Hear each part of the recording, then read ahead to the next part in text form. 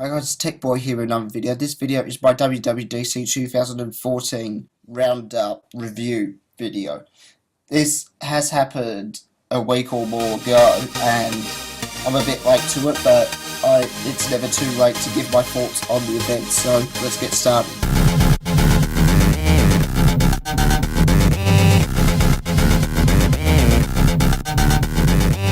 Before I go into the video, I just want to quickly highlight the announcements that were made during the WWDC 2014 keynote. OS X Yosemite, and that's actually the first time I've learned to pronounce Yosemite. I said Yosemite or something like that before, because I had no idea how it was pronounced, because I'm not American obviously, but it's OS X Yosemite, so it's pronounced Yosemite.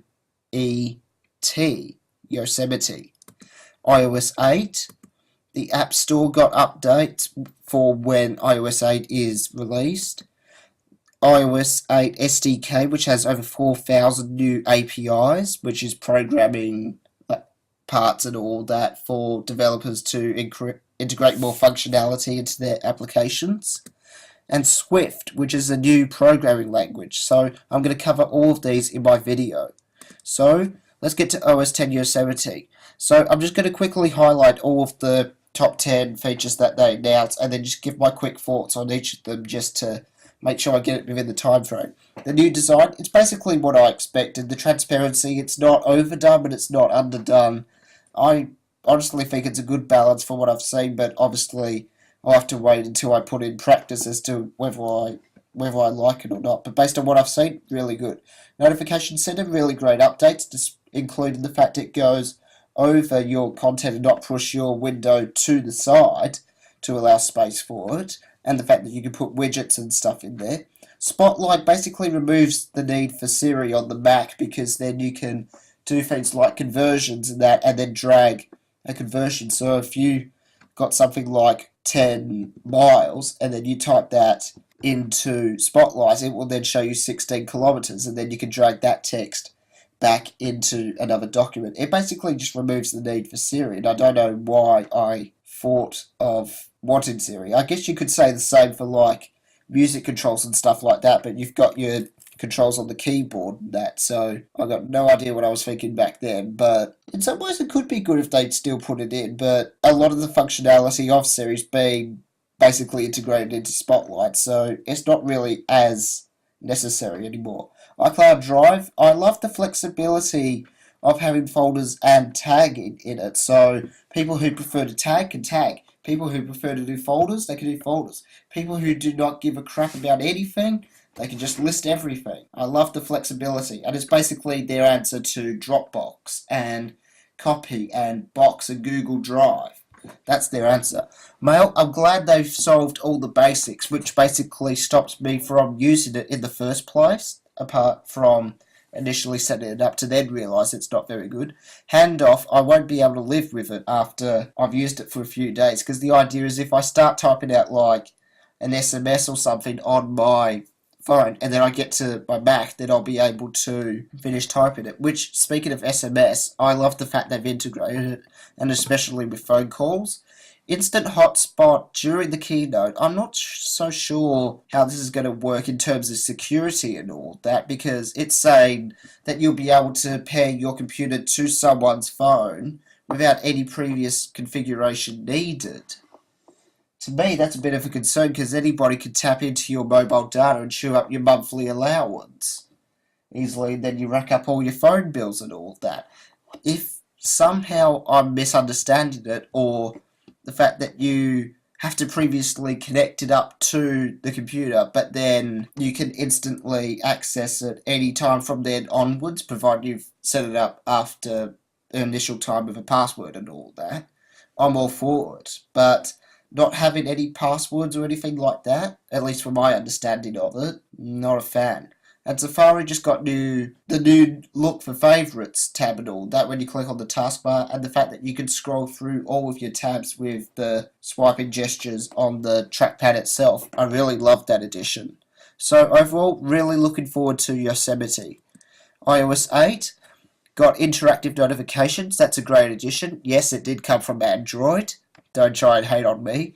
Recent contacts in multitasking, I'm not such a fan of that because I like the look of how multitasking looks at the moment. It sort of like interrupts the flow of it and all of that, and having the different shapes because it's got round circles and then you've got the app icon shapes at the bottom and then you've got rectangle squares. It's just not very consistent in the shapes and all that, so I'm not a particular fan of it. I hope that you can turn at least that part off. Spotlight basically got the same stuff as your OS X Yosemite, and it basically reduces the need for Siri, and because Spotlight will be more reliable than Siri, and probably not need an internet connection for half the stuff, like if you're doing a conversion, for example, again, or looking up a definition for a word, then presumably it won't need or use as much internet data. So I'm all for it. QuickType was very well thought out in terms of how it integrates, so the idea was if you got a message from someone that says, do you want to go out to a dinner or movie, it will suggest a movie, a dinner, or not sure. I really love how they've integrated that, and it's all protecting your privacy and all that, so none of it carries through. Continuity is basically the handoff phone calls and SMS features that were in OS X Yosemite, basically the same with the Mac. Group messaging, I hardly use it, so for the people that do get it, it would be really great, but I'd hardly use it. Tap to talk, I can see that definitely coming in the iWatch, because when Greg showed it on the home screen for an audio message towards the end, he just raised it to listen to it, and then he raised it again to speak it back. I can imagine you do the same thing with the iWatch, and it basically is more ideal because you're only going to talk for like 10 seconds instead of a full-on phone call. So I really like what they've done there. Health is a good addition for those who want to use it. Family sharing doesn't affect my family because we don't use a credit card, so no benefit from there. Photos got great additions, but I hardly ever use the Photos app. And Siri, it's good that they've put Hey Siri into it, and it is a shame that it's only when it's plugged in, but it is still good. Like I've got my radio speaker system here, which also charges up my iPhone 5S. So if I plugged it in there, and then I say, Hey Siri, I can then tell it, play previous track, or something like that. So then I don't even need to play music through my Mac or something like that. It's going to be really handy for those times like that. And Shazam, oh my god, finally.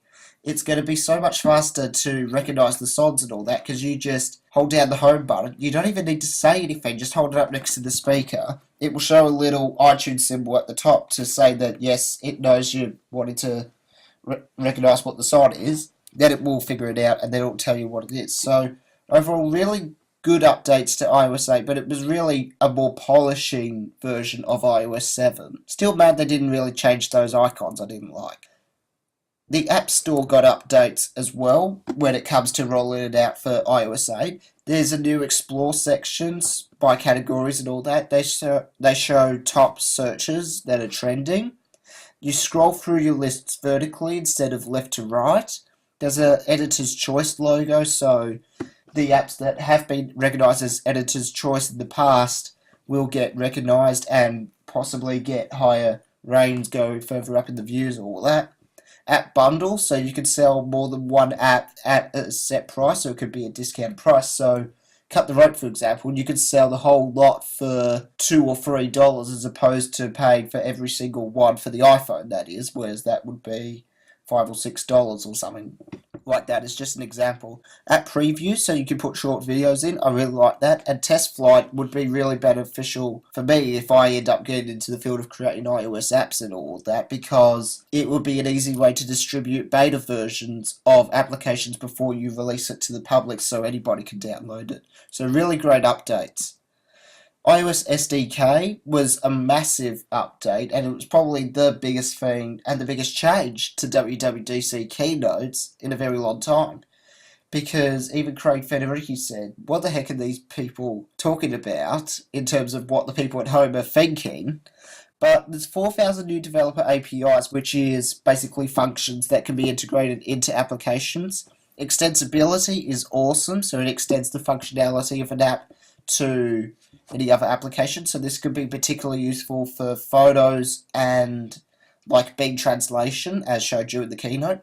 Widgets and Notification Center, it's better than not having widgets, but in some ways I wish it was on the home screen, but then again it's going to come down to a refreshing issue, internet download, all that stuff, so that's probably why they put it in Notification Center. I wish they could do it for the AFL, so then I go to Notification Center and it shows me the latest football updates, and even for any other sport out there like soccer, or especially with the World Cup starting at the time of making this video and all that, it would just be awesome. Third-party keyboards is awesome. Not sure if I would use one yet, but I would like the idea of customizing and all that. But the privacy thing, yes, that's still a bit of an issue. Touch ID would make my iPhone 5S worth a lot more than it is at the moment, because it would have better integration and be used a lot more often.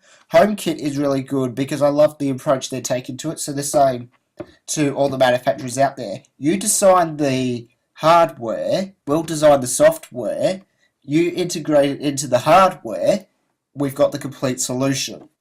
Apple in a nutshell. Metal, what an awesome power increase it offers, up to 10 times the draw call rate, and that's not 10 times in speed, that's 10 times, to put it simple, in the amount of detail that they can show on the screen. So I really love what they did there, and SpriteKit and SceneKit got great additions. And then they went on to talk about Swift. So Craig Federighi said, what if we had Objective-C without the baggage of C? And basically what they're trying to say is reduce the amount of code that you have to type. And the less code that you have to type, the less chances there are for errors. The faster it will be for developers to type, the more applications there will be to get out there. And the easier it will be for younger developers to pick up. I mean, the 13-year-old kid, for goodness sakes, I only just started learning this year and I'm a 20-year-old. But 13-year-old kids, there's going to be blue and 6-year-old kids now learning how to code in Swift. It's going to be that easy. I mean, it's a new programming language. It has no relationship to Taylor Swift at all. Just thought I'd put it out there.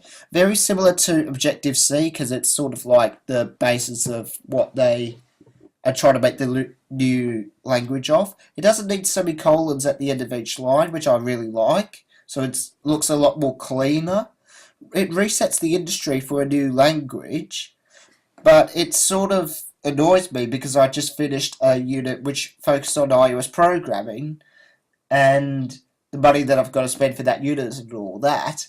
And now that language is going to be 90% irrelevant in a year or more, because everything by then will be coded in Swift and not Objective-C. But there's a lot of stuff I learned during that unit which is still relevant, of course. Computer functions faster is always a welcome change. The fact it can compute the functions a lot faster, that is.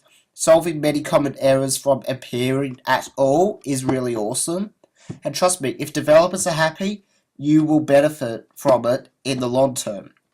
That is, if you're an iOS user. So that's it for this video. What was your most favourite thing from WWDC 2014? I'm really curious. So let me know in the comment section below. Be sure to hit like, subscribe to my channel, follow me on Google Plus and Twitter, which I set up a new Twitter page recently.